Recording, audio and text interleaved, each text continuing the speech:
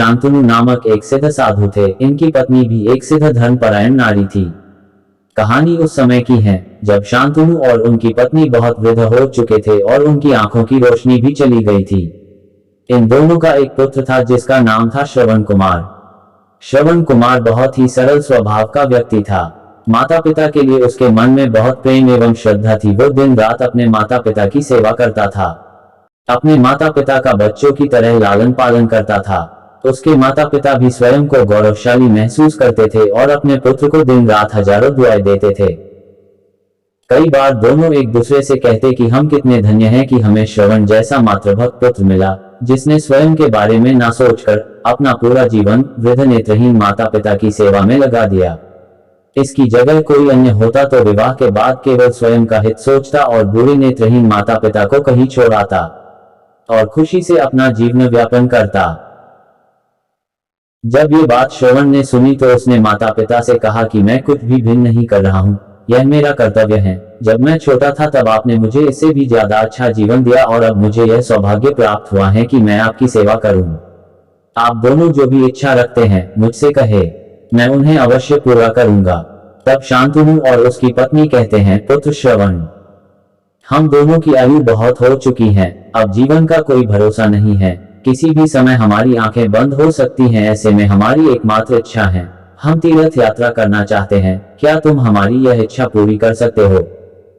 श्रवण कुमार अपने माता पिता के चरणों को पकड़कर अत्यंत प्रसन्नता के साथ कहता है, हाँ पिताश्री, यह तो मेरे लिए परम सौभाग्य की बात होगी कि मैं आप दोनों की इच्छा पूरी करूं।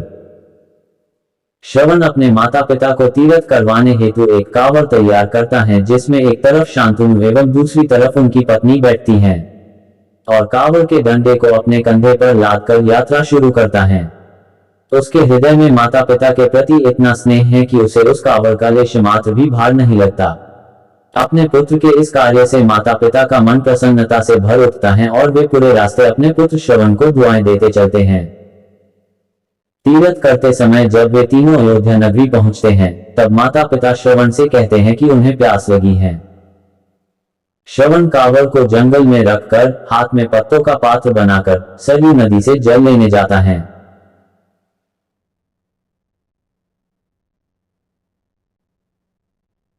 उसी समय उस वन में अयोध्या के राजा दशरथ आखेट पर निकले थे और उस घने वन में वह हिरण को शिकार बनाने के लिए उसके पीछा कर रहे थे। तभी उन्हें घने जंगल में झाड़ियों के पार सरयू नदी से पानी के हलचल की आवाज आती है। उस हलचल को हिरण के पानी पीने की आवाज समझकर महाराज दशरथ शिकार के उद्देश्य से तीर चला देते हैं और उस तीर से श्रवण कुमार के हृदय को आघात पहुंचता है, जिससे उसके मुंह से पीड़ा भरी आवाज निकलती है, जिसे सुन दशरथ स्तब्ध रह जाते हैं और उन्हें अनहोनी का एहसास होता है और वे भागकर सरयू नदी के तट पर पहुंचते हैं, जहां वे अपने तीर को श्रवण के हृदय में लगा देख भयभीत हो जाते हैं और उन्हें अपनी भूल का एहसास होता है। दशरथ श्रवण कुमार के समीप जाकर उससे क्षमा मांगते हैं। तब अंतिम सांस लेता श्रवण कुमार महाराज दशरथ को अपने वृद्ध नेत्रहीन माता पिता के बारे में बताता है और कहता है कि वे प्यासे हैं, उन्हें जाकर पानी पिला दो और उसके बाद उन्हें मेरे बारे में कहना। और इतना कहकर श्रवण कुमार मृत्यु को प्राप्त हो जाता है। भारी हृदय के साथ महाराज दशरथ श्रवण के माता पिता के पास पहुंचते हैं और उन्हें पानी पिलाते हैं। माता पिता आश्चर्य से पूछते हैं, उनका पुत्र कहाँ है? वे भले ही नेत्रहीन हो पर वे दोनों अपने पुत्र को आहत से ही समझ लेते थे। माता पिता के प्रश्नों को सुन महाराज दशरथ उनके चरणों में गिर जाते हैं और बीती घटना को विस्तार से कहते हैं। पुत्र की मृत्यु की खबर सुनकर माता पिता रोने लगते हैं और दशरथ से उन्हें अपने पुत्र के पास ले जाने को कहते हैं। महाराज दशरथ कांवड़ उठाकर दोनों माता पिता को श्रवण के शरीर के पास ले जाते हैं। माता पिता बहुत जोर जोर से विलाप करने लगते हैं। उनके विलाप को देख महाराज दशरथ को अत्यंत ग्लानि का आभास होता है और वे अपनी करनी की क्षमा याचना करते हैं, लेकिन दुखी पिता शांतनु महाराज दशरथ को श्राप देते हैं कि जिस तरह मैं शांतनु पुत्र वियोग में मरूंगा उसी प्रकार तुम भी पुत्र वियोग में मरोगे। इतना कहकर दोनों माता पिता अपने शरीर को त्याग मृत्यु को प्राप्त हो जाते हैं। महाराज दशरथ श्राप मिलने से अत्यंत व्याकुल हो जाते हैं और कई वर्षों बाद जब उनके पुत्र राम का राज्य अभिषेक होता है तब माता कैकेयी के वचन के कारण राम, सीता और लक्ष्मण को 14 वर्षों का वनवास स्वीकार करना पड़ता है और इस तरह महाराज दशरथ की मृत्यु भी पुत्र वियोग में होती है। अपने अंतिम दिनों में उन्हें शांतनु के कहे शब्द याद आते हैं और वे राम के वियोग में अपना शरीर त्याग देते हैं। कहानी की शिक्षा। हमें यह कहानी यही शिक्षा देती है कि बिना लक्ष्य को देखे उसे भेदना कई बार आपको गलती का पात्र बना देता है और आप ना चाहते हुए भी दूसरों के दैत का कारण बन जाते हैं।